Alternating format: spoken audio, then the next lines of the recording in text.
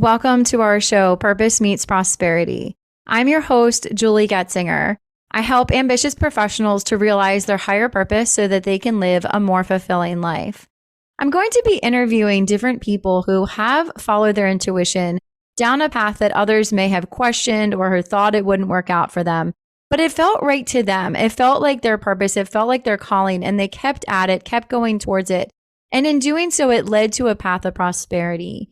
And prosperity to me is not just wealth in the terms of finances, but it's also joy. It's also love. It's abundance in all forms. So as we follow the path of purpose, that is the path to prosperity. The guests that I'm going to be interviewing, they are exhibiting that kind of life. So I want them to share some of the tips and things that kept them going down this path and also help them to turn their pain into their purpose. So the challenges, the struggles, the obstacles, they were able to allow that to propel them further towards their purpose, which led to this path of prosperity. If you enjoyed today's interview, please share it with people who you think could also benefit from watching it. And if you or someone you know would like to be a guest on our show, please fill out the application below. I hope you enjoyed today's interview. Welcome to Purpose Meets Prosperity. I'm your host, 𝐥𝐢𝐤𝐞, and my mission is to help ambitious professionals to realize their higher purpose so that they can live a more fulfilling life. And today I'm really excited to have a special guest here, Larry Long Jr. Welcome, Larry. Wow, I appreciate the warm welcome, Julie. Happy to be here. I love his energy so much. That's what I saw him in a summit. And as a professional speaker, I was like, oh, wow, his energy is so powerful. And I have to have him on the show. Would love to share a little bit more about you for our listeners before we jump into our conversation here.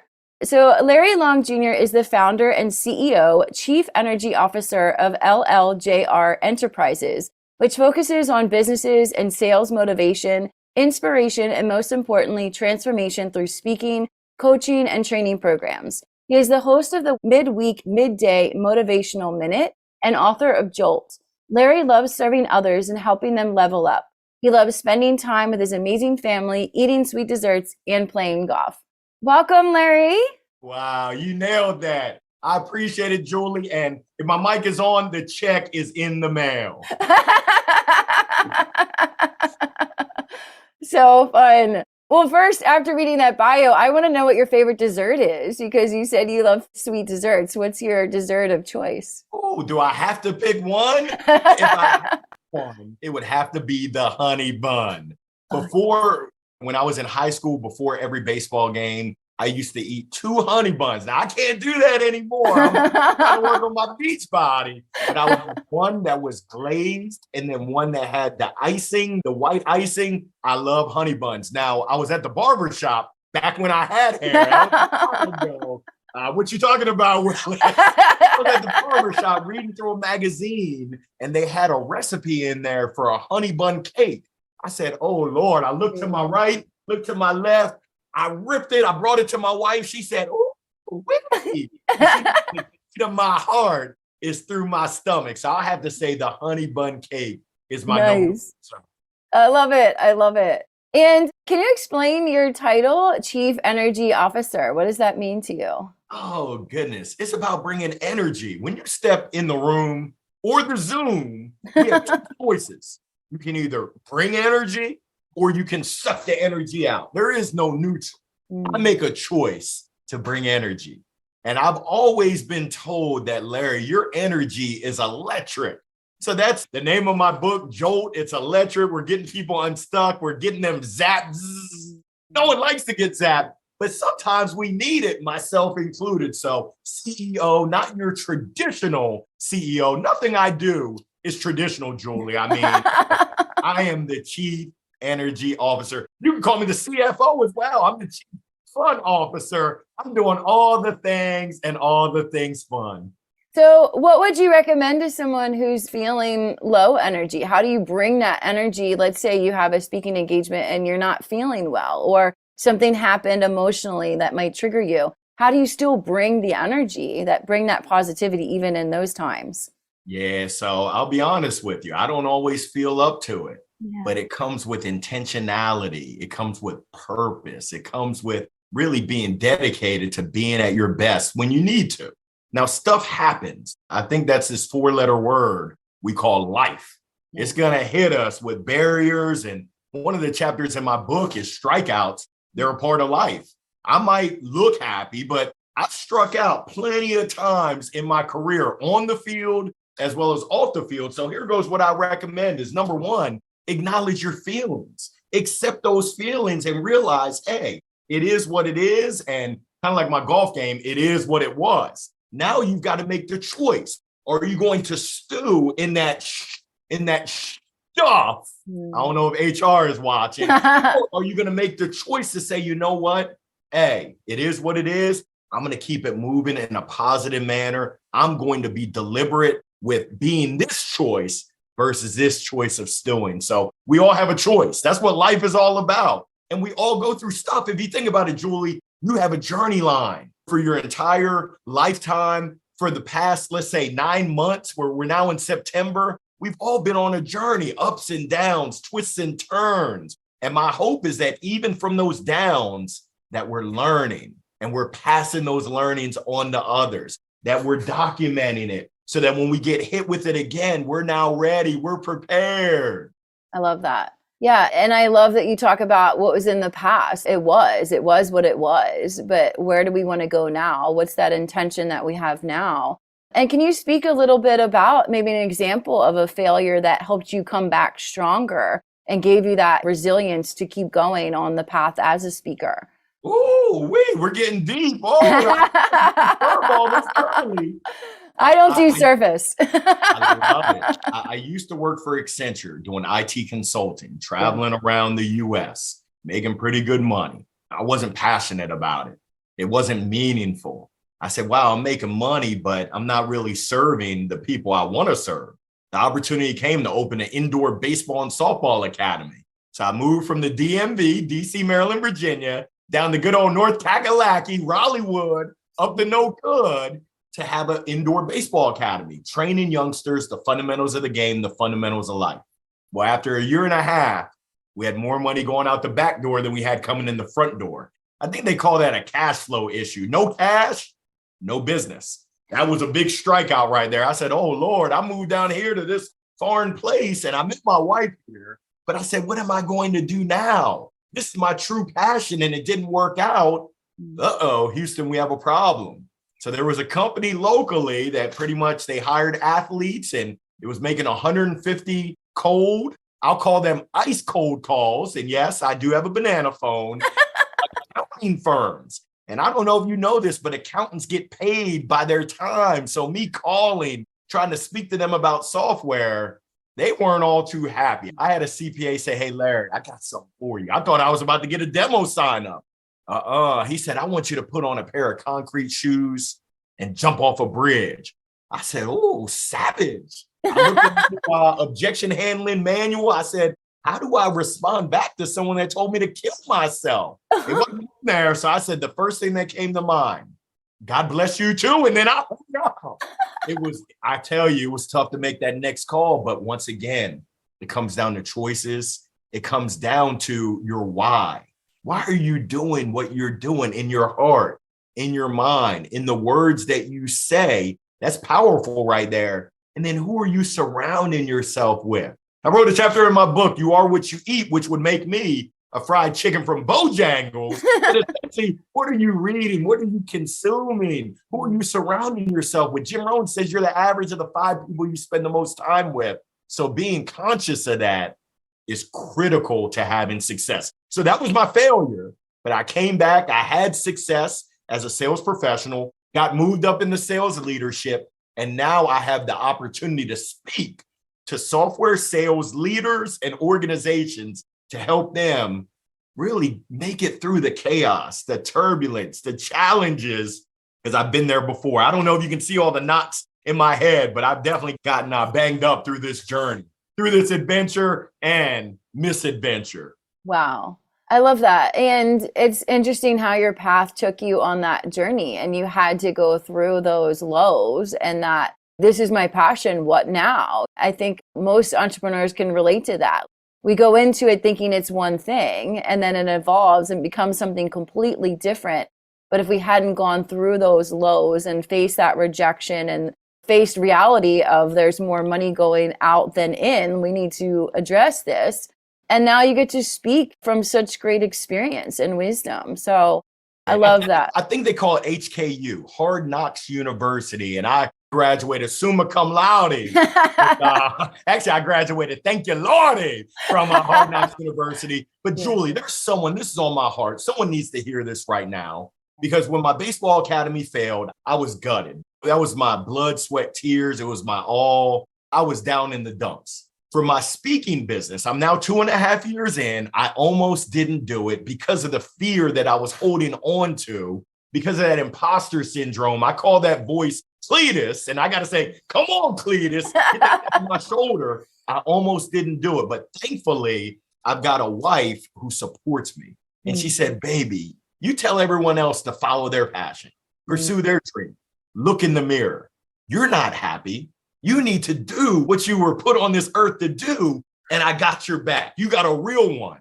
I said, all right, B, her name is Maria. I said, all right, Queen B, let's roll. And we've been rolling. And it hasn't been all sunshine, rainbows, and unicorns, but I can tell you, it has certainly been a ton of fun, a lot of great learning lessons. And hey, I'm building the plane as I'm flying the plane, shrapnel flying everywhere. My hair is flying everywhere. But I just want to encourage someone that might be noodling right now, that might have that Cletus voice on their shoulder telling them all the things they can't do.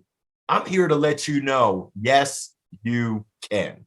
And how do you recommend someone move through not just failure, but like that repeated rejection? I believe that when we're on the path we're meant to be on at that point in our journey, that doors will open. But what if it feels like no doors are open and there's slammed doors everywhere you look?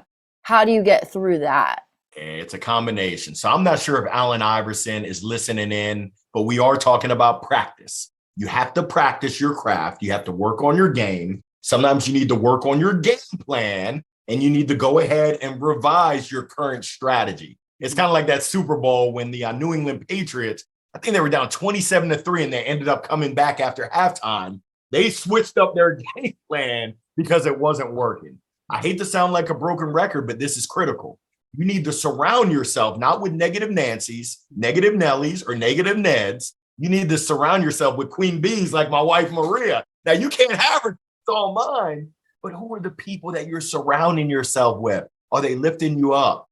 Are they cheering you on? Are they challenging you to be your best? And then from there, in the words of the great Les Brown, are you hungry? When you're hungry and you're committed, you're going to find a way to get to that vision. Now, sometimes we need to refine and clarify our vision. And that's an exercise I'm working on now. What do I want to do?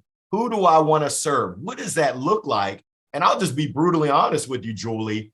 It's scary, at least for me, because I know what my vision is. But for me to say it out loud, it's like, oh, did I put that out in the universe?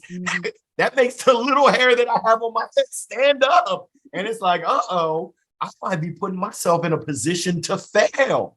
But it's not really a failure unless you give up. It's a learning. So I'm learning as I go to put myself out there even more, to elevate to that next level. Do you want to get paid to travel? Have you ever thought about hosting a retreat, sharing your story on stage, or writing a book? If so, you'll want to check out our Passion Project Retreat. Many of us have passions that we want to try someday, but never seem to get around to doing it. Come to our weekend retreat when we'll be clarifying the vision for your project, we'll break through any blocks to it being successful, and then we'll design a 90-day implementation plan to get it going. After the retreat, you'll have the opportunity to receive continued support and accountability as you roll out your passion project. To learn more, call or text Julie at 301-284-0789 or email her at julie@juliegetsinger.com. How do you find people that will cheer you on? Like, where do you go to find those people? Let's say you've been friends with the same people forever, or your family doesn't really see it. How do you then choose, to surround yourself with more positive, forward-thinking people? Yeah, it's a scary 4-letter word. You got to put in that work. They're out there, but you got to get out of your box. There's a saying, if it ain't broke, the traditional saying is don't fix it. I'm going to say if it ain't broke, break it, shake it, flip it upside down. You need to go into new circles. What networking events are you going to? What community projects are you doing? Are you serving your community? These are places that you'll be able to find folks that are on the up and up, because sometimes those family members, those close, and I use air quotes, friends, are the ones that we got to prune. Sometimes you got to prune. I'm not a gardener, but I know my wife's got the green thumb. I kill a plant. But essentially, sometimes you got to prune in order for it to grow. Sometimes you got to give it water. You got to give it sunlight. You got to roll up your sleeves and lay down that funky fertilizer in order for it to grow. And you're the same. Sometimes you got to cut those people. You can still love them from a distance, because if they're not lifting you up, if they're not supporting you, I hate to say it, but it is what it is. They're pulling you down. And in this world, ain't nobody got time for that, because time is of the essence right now. So that's my encouragement for anyone watching, anyone listening. Make that choice right now, right this second, that you're going to be committed, that you're going to document your game plan, your vision. Where are you going? Who are those people that need to be on your team? Who's your hype squad, your A team that's going to roll with you and not hold you back? Because if they're holding you back, got to throw them bows. So good. And what are some tips for success in sales? As entrepreneurs, we're really all in sales, or we can't stay in business. So what do you suggest, some tips for staying strong within the sales department? Always be prospecting. Always be looking for opportunities to serve. I think Glengarry Glen Ross said ABC, always be closing. Survey says, ABH, always be helping. Hey, Julie, how can I serve you? How can I help you get to where you want to get to? And sometimes people think that sales is a naughty word. They shrivel up. No, sales is beautiful. It's all about your perspective. For me, sales is two things. Number one, it's a transfer of energy. And you don't have to have off the wall energy like me. In the words of the great philosopher, J.J. Walker, he said that my energy was dynamite. I wouldn't wish that upon anyone, but you better have some sort of juice, some sort of gumption, because the people that you're trying to sell, they can smell BS from a mile away. They can tell whether you really believe in your product or service. Number two, I don't know if the name Patty Stanger rings a bell. Maybe I'm the only one who watches $1 Million Matchmaker. Yes, I love but that. We're playing matchmaker, Julie. We're matching whatever we have. It could be a product. It could be a service. It could be a thought or an idea with someone else's needs, wants, desires, challenges, problems, their hopes, their dreams, their aspirations. And oftentimes we try to sell when there's not a fit. And that's why it's not good. I call him Carlock Carl. I'm looking for a minivan. He's trying to get a daggone sports car. Zoom, zoom. It's like going to the mall and the kiosk. They want to squirt me with the lotion. Yeah, I'm moisturized today. And you come last weekend, I had ashy elbows, but not today. It's all about playing that match. So the key to sales is filling the funnel, always be helping, and then it's relationships. I heard from a sales guru in Florida who said, Larry, my 30 years of selling, the difference between contacts, people you know, and contracts, people you do any kind of business with, is the letter R. That R is relationships. And I mean true, genuine relationships. People like to work with folks that they know, that they like, and that they trust. What are you doing? Not what are you thinking? Not what are you writing, but what are you executing on to make sure that people know that you are known, liked, and trusted. I'll give you an example, Julie. I know that you're a Duke dog. Yeah. I'm going to let you on this fabulous Friday. I'm going to send you a GIF of the JMU Duke Dogs. And I'm going to say, fantastic Friday, Julie. Hope you have a wonderful weekend, a great holiday, all the best. I'm not asking you for anything, but I'm making a deposit in that relationship bank. Now, all of a sudden, if I do need something, I've already made a deposit. I know what it's like to go to the bank and not have any money in there. Bank of America said, Larry, you're trying to withdraw $500.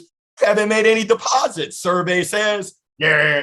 So many times we do that in our relationships, in business. We try to take, and we haven't given a daggone thing. That's so good. What about if you're in the business of giving, when you feel like you've given so much and you get to that point of exhaustion and burnout? And in my field of work, I do a lot of energy work, and it can be very draining, very tiring. And then I feel like I got nothing left. And how can you give those deposits back to yourself before you give more to others? You got to pay yourself first. And it comes down to your priorities. Your number one priority should be your MBS, your mind, your body, and your soul. You might be surprised. I don't drink coffee. I might explode if I drank coffee. But essentially, you can't pour into someone else's cup if your cup isn't full. And I'll say it isn't overflowing. You should be at a place of overflow. So I encourage you to look at, I call them 8 buckets: your faith bucket, your family bucket, your friends, your fun, your fitness, health is your wealth, your finances, hey, must be the money, your philanthropy, which I know doesn't start with an F, but I spell phonetically and frenetically, your career. And when you look at those buckets, I need you to prioritize them. What's number 1, 2, 3? And for your top 3, what are you doing? Not what are you thinking about? What are you actually doing to invest in those top 3 buckets? That's how you live a meaningful life from my perspective. That's how you make sure that your cup overfloweth so that you can then give your best to everyone else. I love it. And how can people learn more from you? Where can they find you online if they'd like to learn more from you? Well, I'll be honest, Julie, they'll probably hear me before they see me. But please follow me on LinkedIn, Larry Long Jr., the man with the microphone. I'm on IG. I'm on TikTok, even though I don't dance. I'm on Twitter, Larry Long Jr. You can find me on my website, LarryLongJr.com. I would love the opportunity to connect. And if I can be of assistance, would love the opportunity to serve. Awesome. Thank you so much. And I will put all those links below. And any last words of wisdom for people who are listening to this, something that you want them to know, maybe around resiliency, around facing fear of rejection, whatever comes to you, last words of wisdom. Yeah, this has been on my mind. And this was a message I got in June from one of my mentors, Dr. Willie Jolly out of Washington, D.C. And his saying is, your best is yet to come, which I truly believe. He came and spoke to my National Speaker Association chapter, and he said something that I needed to hear right then and there. Someone might need to hear this right now. Sometimes you need to lean on someone else's faith in you until yours kicks in. I have faith in you. Whatever it is that you're noodling on, that you're kind of contemplating, go for it. And know that I know that Julie, know that this universe has faith in you. And lean on that until yours kicks in. Because sometimes it's tough. Believe you me, I've been there where it's like, whoa, what am I going to do? How am I going to do it? Am I living in my purpose? I think I am, but nothing's coming together. There's a book called 3 Feet from Gold. Don't give up. You're that close.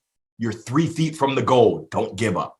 I hope someone can take that message, get inspired by that message, and keep going. I appreciate you, Julie, for allowing me to share. Thank you so much. So many beautiful words of wisdom. And I'm going to listen back to this when I'm feeling down and need some motivation and want some of that Larry energy infused in me.